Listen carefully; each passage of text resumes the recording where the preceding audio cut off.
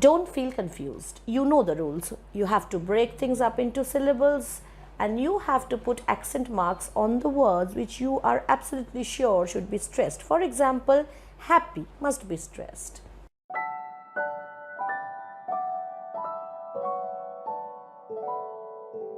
Hello and welcome back to nibblepop. In our last video, we had talked about scansion and prosody and meters. Today in this video, we are going to have some hands-on experience, some real scanning of passages, and I have framed this video thinking about what kind of questions you may come across in your exams. So what we will do is, instead of scanning up whole poems, we will take up passages from poems which are usually examiners' favorites. Okay, so by doing these together, what we will achieve is we will have some confidence when we will face our exams, and there we will know exactly what we are going to do. Don't skip any part of this video, and while watching this video, try to keep a pen and paper handy so that you can do the scanning along with me and gain more confidence out of it. This is Monami Mukherjee. Welcome once again.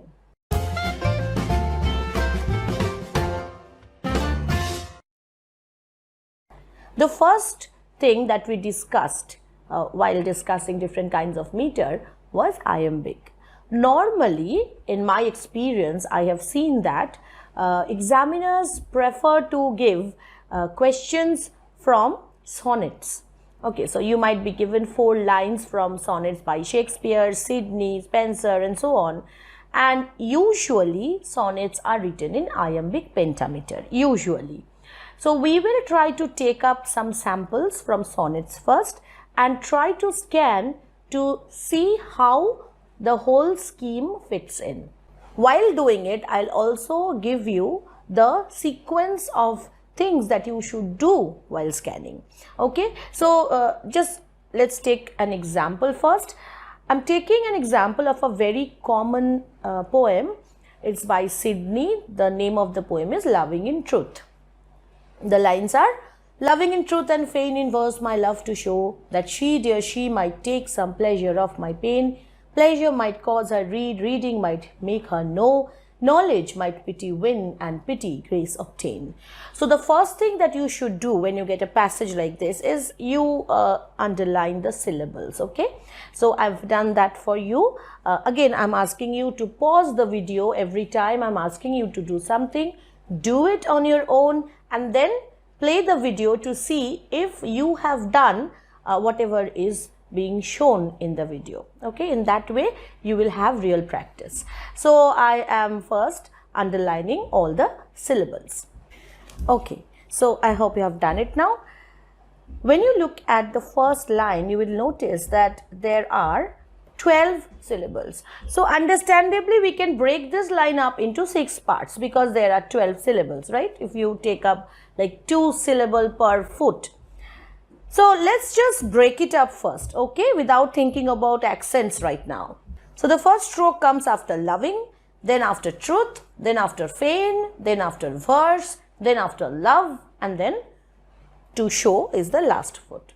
So when you look at the first word, loving, you notice that ing is a suffix, and I have told you that usually we do not stress on any suffix or prefix.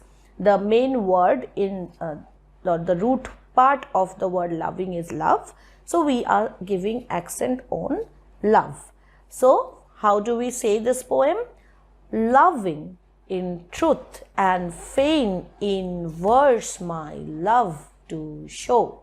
You see the beats there. Okay, so wherever the beats are given, you put the accent marks. That she, dear she, might take some pleasure of my pain. Now you might feel that you don't have to put any accent mark on off. That is fine. We will not give any stress on off because it's a very minor word there. Again, in the third line, pleasure might cause her read, reading might make her know. You see, there is a bit of a break in rhythm when you want to read this poem. Okay, so this is important because not all sonnets are written in regular iambic format or regular iambic meters. So here we are having some difficulty.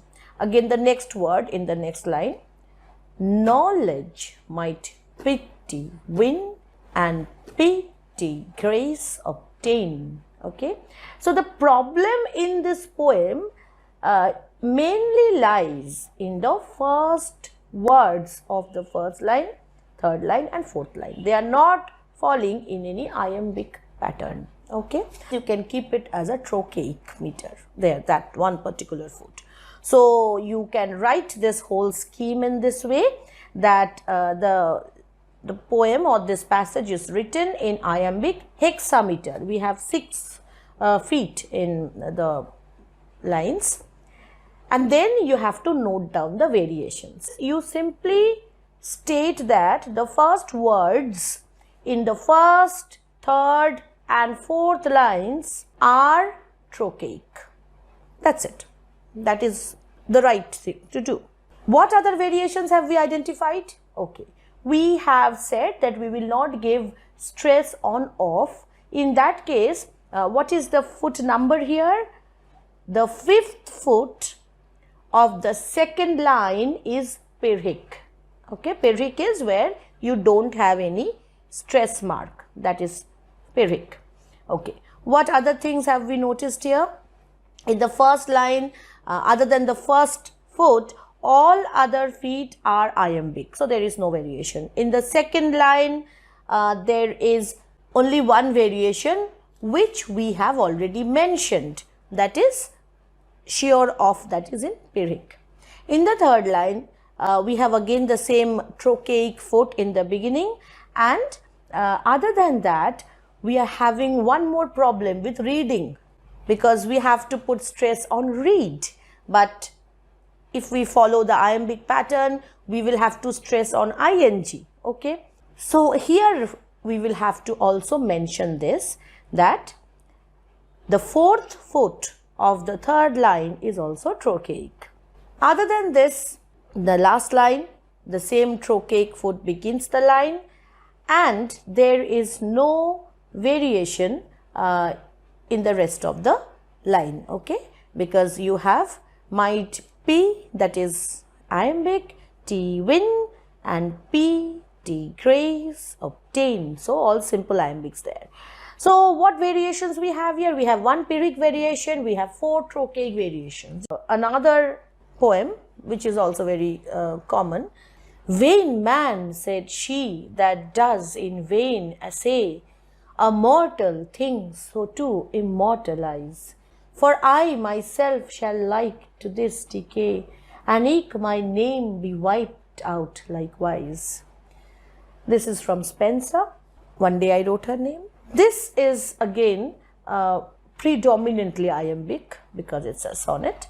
Let's look at the variations then. Okay, so again, pause the video, scan this whole thing up. First, identify the syllables, then put the accent marks and the strokes, and then resume. Let me do it for you then. Okay, all right. So you have scanned this whole thing and try to match with the ones which I have done here, as you can see on screen. The one word which might confuse you is WIPED in the last line. Now we call it, or now we pronounce it as wiped, which is 1 syllable. But in Elizabethan era, this was called wiped. Okay, so there is a comma there, so you can understand that this has to be pronounced as a disyllabic word. But if you make a mistake like this, since it is confusing, you do not know what the pronunciation was in the Elizabethan era, I do not think your examiners will penalize you, but I just wanted to inform you in case this passage comes up. Now, when you look at the first line, the first foot is what? Vain man. Now, although following the iambic pattern, we would stress on man, But this adjective vain is pretty powerful, right? So it is better if we stress on both. What happens when we stress on both? We have a spondaic foot. So vain man, said she, that does in vain essay. Essay means effort. Okay, it has two syllables, a separate and say separate. So the rest of the line is in iambic. How many feet are there? 1, 2, 3, 4, 5. So it is pentameter. This first line is pentameter. A mortal thing, so to immortalize. Now again a break in meter. You don't know what to do with the word immortalize. Now again, if we go back to the logic of root word, in the word immortalize, of course, the main part of the word is M-O-R, right? Immortalize. So, following that logic, we simply put a stress there. And since you do not stress on the part T-A-L-I-Z-E, you can leave it as a double unaccented part, okay, which is a Pyrrhic foot. So, how do you say this? A mortal thing, so to immortalize. So, immortalize doesn't sound good. We say it as immortalize, which means you have Pyrrhic in the last foot. So, this is again mainly iambic. The third line is entirely iambic. For I myself shall like to this decay. No variations here. And the fourth line is, and eke my name be wiped out likewise. See? So, what are the variations that we have identified? The first thing is vain man, that is spondaic. So, how do you write this? Let's count the number of feet in each line. The first line we have 5 feet is a pentameter. In the second line we have again 5 feet, the third line is 1, 2, 3, 4, 5 feet, and the fourth line is 1, 2, 3, 4, 5 feet. So, all the lines are pentameter. The dominant meter is iambic pentameter. This is the first sentence you write after scanning the passage. So, this gives you a lot of marks where you show the scanning process and you write the dominant meter. So, the dominant meter here is iambic pentameter. And what are the variations? Number 1. The first foot of the first line is spondaic. Then the next one is, we have identified that the last foot of the second line is Pyrrhic. Now, you notice this foot which says so too. Now again, both these words are very small words, insignificant when you pronounce them.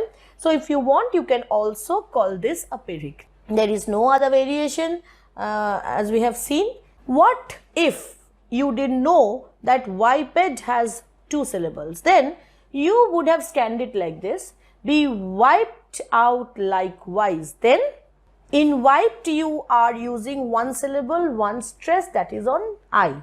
Okay. Then you have 3 syllables after wiped, where you are putting stress on wise. Okay. So you have an anapaestic foot.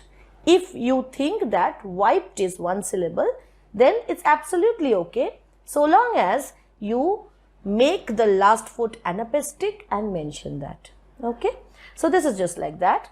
Let's go to a very interesting poem. Okay. So it's called The Retreat. Happy those early days when I shined in my angel infancy, before I understood this place appointed for my second race, or taught my soul to fancy aught but a white celestial thought. When you listen to this poem, you would soon realize that this will not fit into a regular pattern at all. Okay? Don't feel confused. You know the rules. You have to break things up into syllables, and you have to put accent marks on the words which you are absolutely sure should be stressed. For example, happy must be stressed. Early, must be stressed. Days. So the first line is not much of a confusion. We have happy those early days when I. When you look at the first 3 syllables of this line, how does it look like? It looks like a dactylic foot. One stressed, two unstressed. That's the opposite of anapest. Okay. So, okay, let's call it a dactylic foot. Then we have early. As I told you, dactylic goes hand in hand with trochaic. Just like anapestic and iambic are very friendly with each other, dactylic and trochaic are very friendly with each other. So, we will have one dactylic and one trochaic, which is fine with that. And then we have when I. Again, you would start thinking that this when I is pretty iambic when you look at it. So, what can we do about it? Well, don't put a stress there. If you don't put a stress there, then that also becomes a dactylic foot, doesn't it? Happy those early days when I. Okay, so you have two dactylic feet and one trochaic foot in between. So this gives you a trimeter where you have one dactylic, one trochaic, another dactylic. The next line is, shined in my angel infancy. See, the pattern is same here, one dactylic, one trochaic, one dactylic. Now comes the problem. Before, now the word before is iambic, right? Unstressed, stress. Now what we will do? We'll just break it up first. Before I understood this place, you want to make it an iambic line. Go ahead, make it an iambic line. It is an iambic line. Next line. Appointed for my second race. Iambic line again. How many feet? 1, 2, 3, 4. So it's iambic tetrameter. The previous one was also tetrameter. The next line. Or taught my soul to fancy aught. Very much iambic tetrameter. But a white celestial thought. Again, you're having a kind of an anapestic with again iambic here. Trimeter, of course. So you start thinking that what kind of a poem is this where we have 3 tetrameter lines, 3 trimeter lines, 4 iambic lines, 2 dactylic lines. Dactylic iambic don't go together. What is majority? The majority lines are in iambic. Okay, so this is an iambic passage. Okay, now how can we transform the first lines or the first 2 lines into iambic? Look at the thing. What we have done here is we have said it is a dactyl. What is a dactyl? Dactyl is 1 stress and 2 unstressed. Why don't we just take up the first 2 syllables and put a stroke there, just like the first passage we did. A trochaic beginning, but the rest of the poem will become iambic. How? Happy those early days when I. So see, all the feet after the first foot, they are iambic. If you stress the last word, that is I, it's iambic. If you don't want to stress, go for pyrrhic, that's fine. Same thing in the next line, shined in my angel infancy. Now again, because the word infancy usually has stress only on the first syllable, that is in. We do not stress on fancy. Therefore, the last foot is again pyrrhic, the first foot is trochaic, and the rest of the line is in iambic. So, if you do it in this way, then what will happen? The most feet of this passage, they become iambic. And this appears to be a more logical way to scan. So what we have done is, we have first tried to tell you that you can have different kinds of feet, but by simply changing the position of the stroke line, you can change the foot itself or the meter of the line and try to go for something which matches the rest of the poem.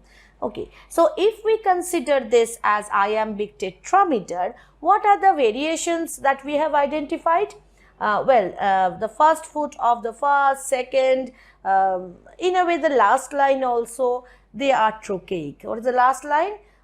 But a white celestial thought. So we have stress on thought, we have stress on less, we have stress on white. So the first foot is preferably anapaestic, but a white celestial thought. Anapaestic is quite okay with iambic, so there shouldn't be a problem. So what are the variations? The first foot of the first line and the first foot of the second line, they are trochaic. It's mostly iambic, tetrameter. The last line is iambic trimeter, and you might consider putting here a pyrrhic in the last foot of the second line, that is a pyrrhic. So these are the variations. The first foot of the last line is anapaestic. So these are the variations. This is how you write this down. Okay. Now come to this poem, The Solitude of Alexander Selkirk. I am monarch of all I survey. My right there is none to dispute. From the centre all round to the sea, I am lord of the fowl and the brute. So scan it up. When we look at the syllables, you would notice that in the first case, on the first line, you have I am monarch of all I survey. So 1, 2, 3, 4, 5, 6, 7, 8, 9 syllables. Okay. So when there are 9 syllables, you can have things like 8 plus 1. You can have things like 3 into 2. Okay, where you have 3 syllables per foot. Now let's put the stress marks. In the first line, the first important word is monarch, where the stress is on M-O-N, okay, O. Then in survey, because it's a verb, what I told you in my last video, when a word is a verb, you put stress on the second syllable. If it is a noun, you say survey. If it is a verb, you say survey. So it is survey because it's a verb here. Okay, so these two things we are sure of. Now come in between of all I survey. Here the most important word appears to be all. Okay, so it has this effect, all. So how does this line read? I am monarch of all I survey. When you look at the feet, they are clearly 3 anapaestic feet. Okay. Next line. The first important word is right. Correct. None. Again, dispute, because it's a verb. Okay. So the stress will be on the last syllable. So how do we break this up? My right, put a stroke. There is none, put a stroke. To dispute, put a stroke. That's the last foot. So again we have 3 feet, but here we do not have 3 anapaestic feet because the first foot is not anapaestic. It's iambic. Okay, and iambic and anapaestic, they go hand in hand together. Next, from the center. So in the word center, we put stress on sen. Again, all round. Round is important. To the sea, of course, sea is important. So 3 anapaests here again. In the first line, then we have 3 anapaestic feet. In the second line, you have 2 anapaestic feet and 1 iambic foot. In the third line, you have again 3 anapaestic feet. And in the fourth line, I am lord. Of course, lord is an important word, of the fowl and the brute. Very simple expressions here. You have 3 anapaestic feet again. So what is the predominant meter here? Anapaestic trimeter. What are the variations? Only one variation is found, that is the first foot of the second line. Don't feel confused if you don't find many variations. Sometimes paper setters trick you. They give you poems where there are very few variations. Just they want to check your confidence. Or maybe they feel sorry for you and they give you something where you don't have to work that hard. So if a passage like this comes, there can be very less number of variations. Okay, now let's look at a different kind of poem here. It's by Henry Longfellow. With their weapons and their war gear, painted like the leaves of autumn, painted like the sky of morning, wildly glaring at each other, in their faces, stem defiance, in their hearts, the feuds of ages. So when we break it up, we will notice that, let's look at the strong syllables, weapons. So of course, we will have to put stress on whip, W-E-A. War, okay, another strong syllable. So of course, if we put stress on war, we will make gear unaccented. Next line, painted. Of course, the word paint will be accented like the leaves of autumn. Painted like the sky of morning. So all these words, these are broken down into trochaic feet. You can notice that. So if we break this line, let's look at the first line. With their weapons and their war gear. So what is the breaking up here? After with their, you put a stroke which makes it a trochaic foot. Then you say weapons, which is again trochaic. And there, make it Pyrrhic because you don't stress anything here. Again, war gear is trochaic. So it's a trochaic tetrameter, one foot is Pyrrhic. Next line, painted like the leaves of autumn. So simple 4 trochaic feet here. So tetrameter, trochaic, no variation. Third line, painted like the sky of morning. Again, no variation. Trochaic tetrameter here. Next line, wildly glaring at each other. No variation. In their faces, stem defiance. No variations, but yes, you can always say that you don't feel like stressing in there. When you begin a sentence, it's preferably you don't put a Pyrrhic there. So I would rather stress in, but it's okay if you don't stress it. In their faces is absolutely okay here. In their hearts, the feuds of ages.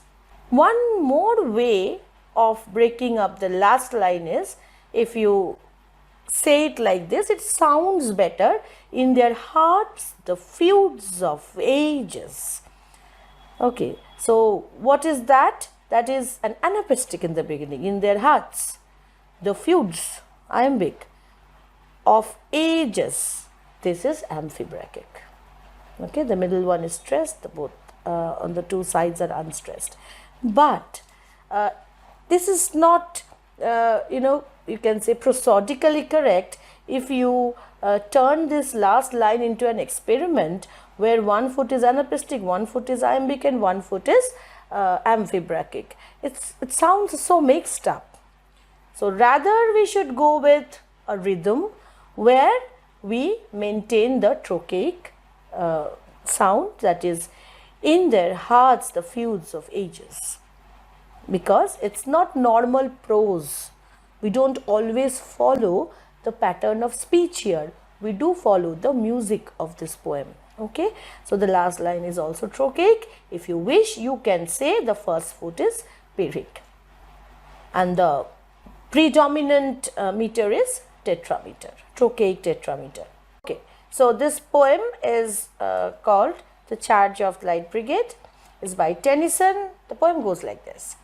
Half a league, half a league, half a league onward, all in the valley of death, rode the 600.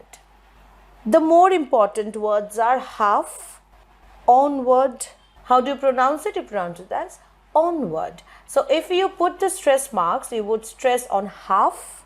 There are 3 instances where you have the word half and you stress there. Half a league, half a league, half a league onward. So half a league is dactylic, but the expression onward is trochaic. Again, dactylic, trochaic has no problem with each other. All in the valley of death. Here you're putting stress on all, you're putting stress on where in valley and death. So we have to make this part, valley of death, divided into two parts where we put the stroke mark before death, and this kind of line is called a catalectic foot. When you have an accented syllable, single accented syllable at the end of a line. So death here makes it a catalectic foot. Rode the 600, again 100, that is trochaic. Rode the 6 is dactylic. So this is an example of a poem which is predominantly dactylic.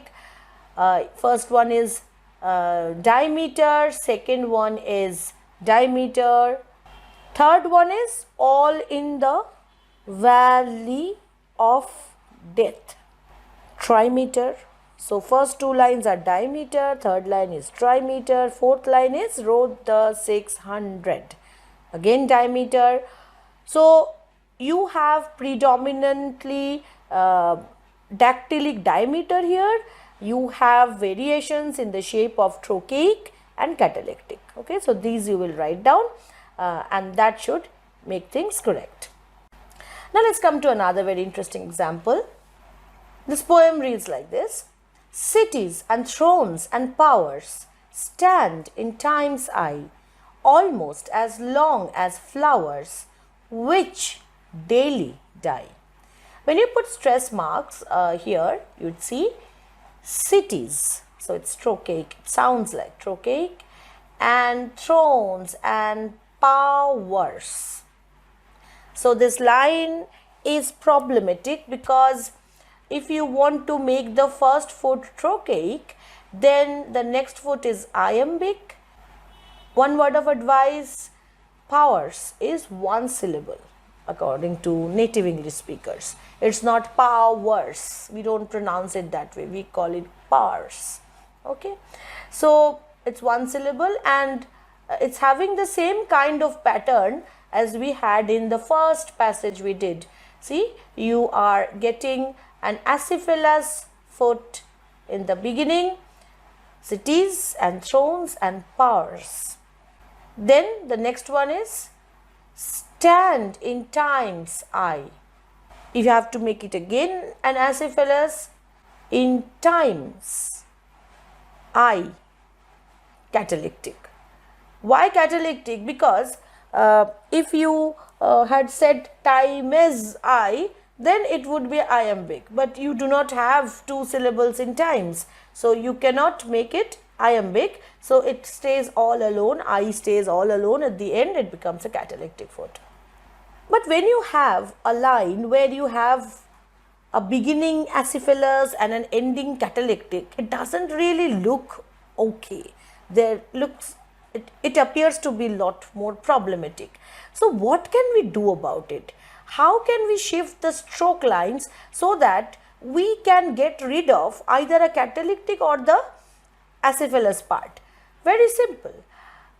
Let's stick to the syllable accentuation. Stand is strong, time is strong, I is strong, in is never strong, and therefore what we have here before putting the stroke lines is one stress, one unstress, one stress, and then another stress.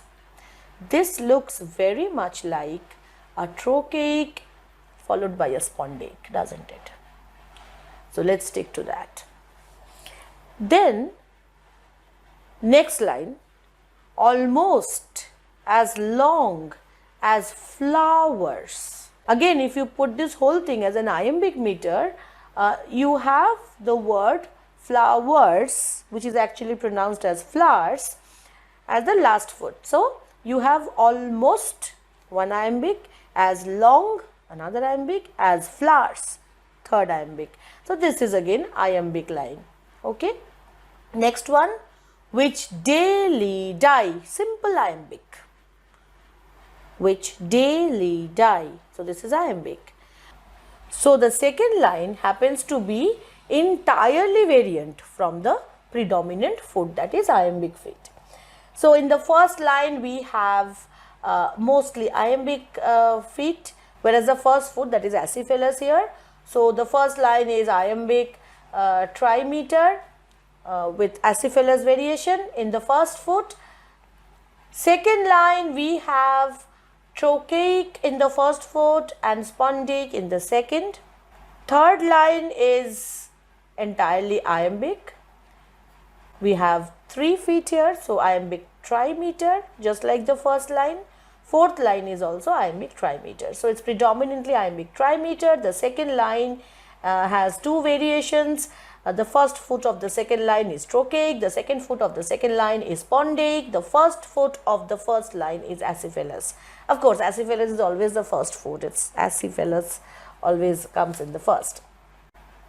Okay, so another poem here is by Hopkins. It's called Spring and Fall to a Young Child.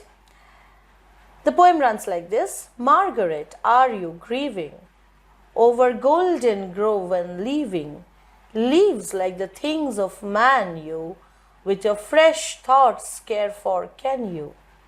So how do we scan this up? Margaret, are you grieving? Here we put stress on Margaret. Since it's a question, the verb is in are, so we can give stress here. Margaret, are you grieving? So we have 3 stresses on, one is on mar, one is on r, and one is on gree. All right. In Margaret you have 3 syllables, so you get this as stress, unstress, unstress. Ru is trochaic, grieving is again trochaic.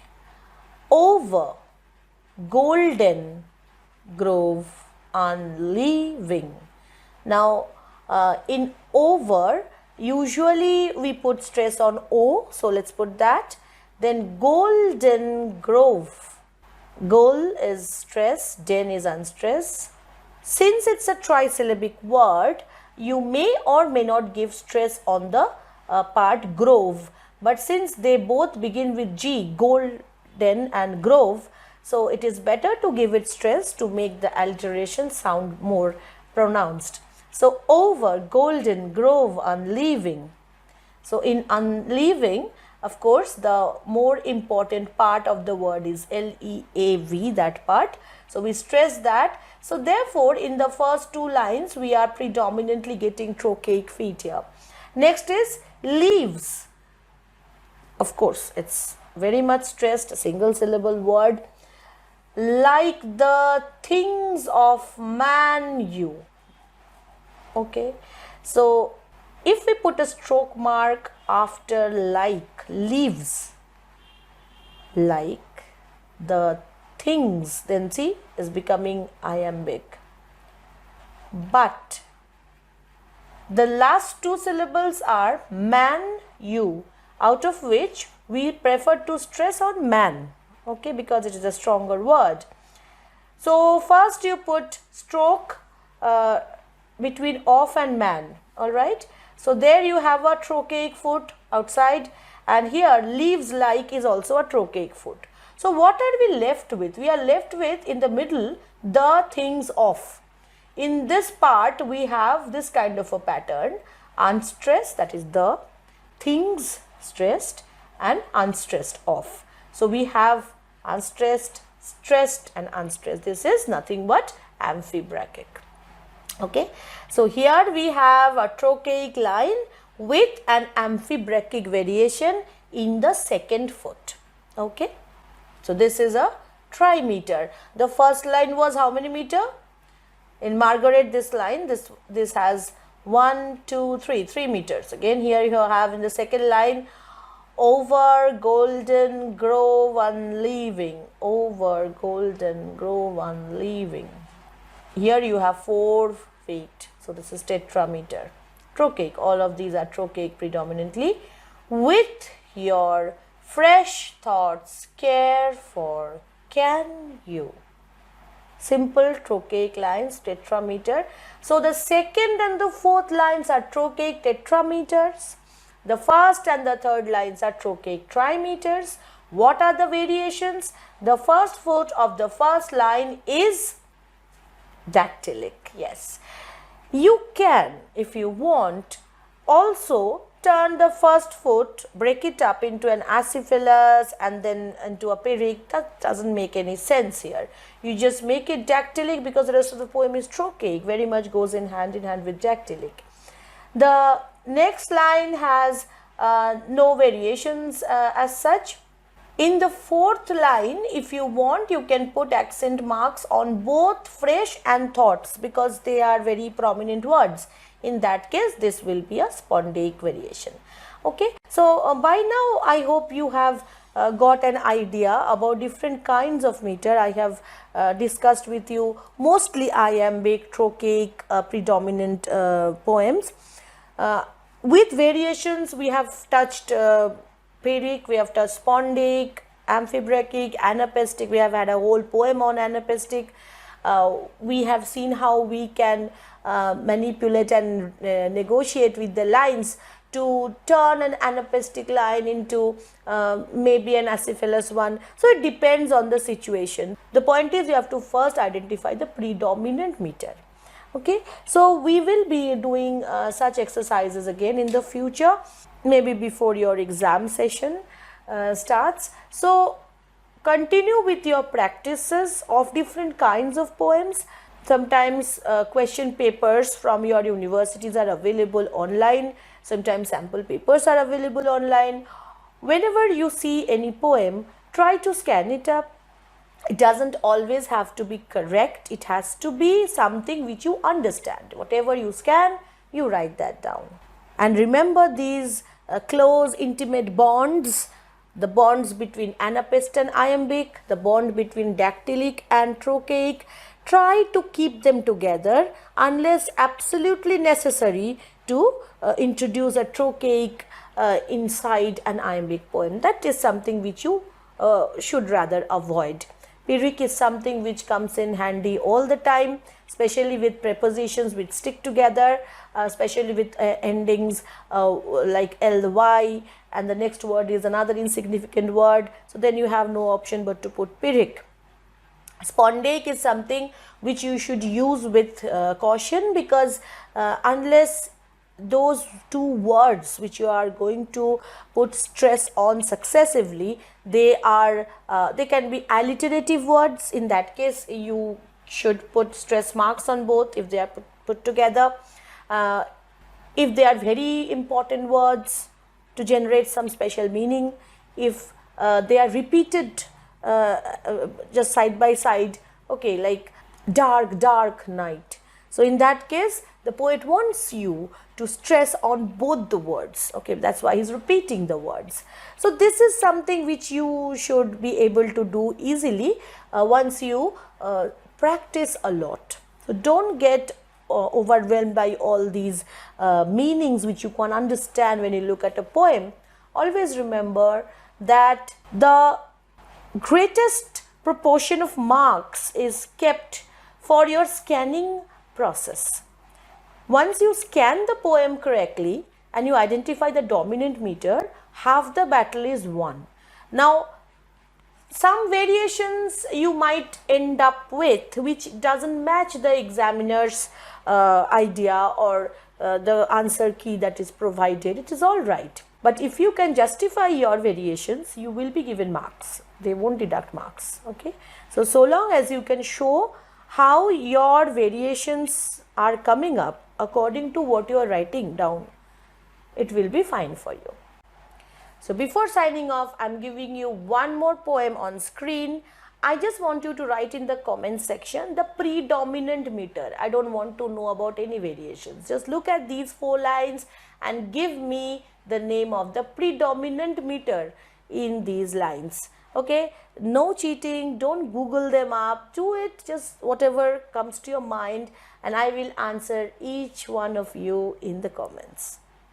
So thanks for staying with us. I hope you have subscribed by now and share our videos with your friends so that they get benefited by our content. This is Monami Mukherjee signing off. Till our next video, stay happy, stay subscribed.